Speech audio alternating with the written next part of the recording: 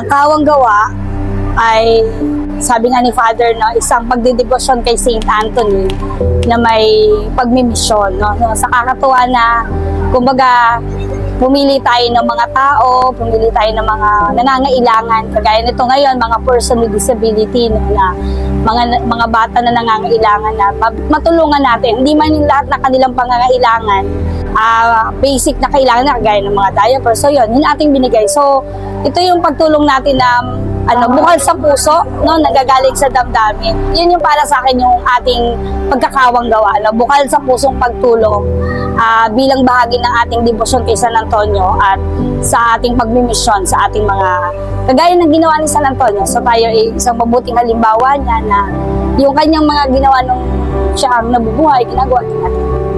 Amen.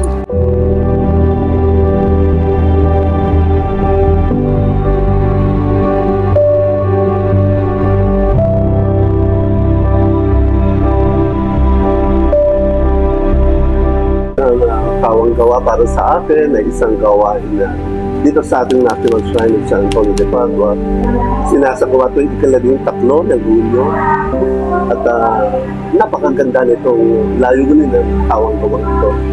Ang abutin ang ating mga kapatid sa ating National Shrine, yung mga sabihin natin yung mga less fortunate, yung mga nasa laylayong sa bagay, yung mga katulad ng libawa nitong sinasagawa namin ngayon ay mga kabataan na may konting kapansanan. Yung mga physically impaired, may mga autistic, may mga kailangan ng gamot, kailangan ng pump, ng diapers. May mga babies din at may mga maliliit na bata na kailangan ng mga vitamins. So, in short, ito nga po ay maganda ang layunin nitong kawang gawang ito para sa akin at para sa lahat ng kumbaga yung mga kapatid natin na medyo angat sa buhay, na may mga walang masyadong pangangailangan ay makakatulong. The best ang kawang gawa.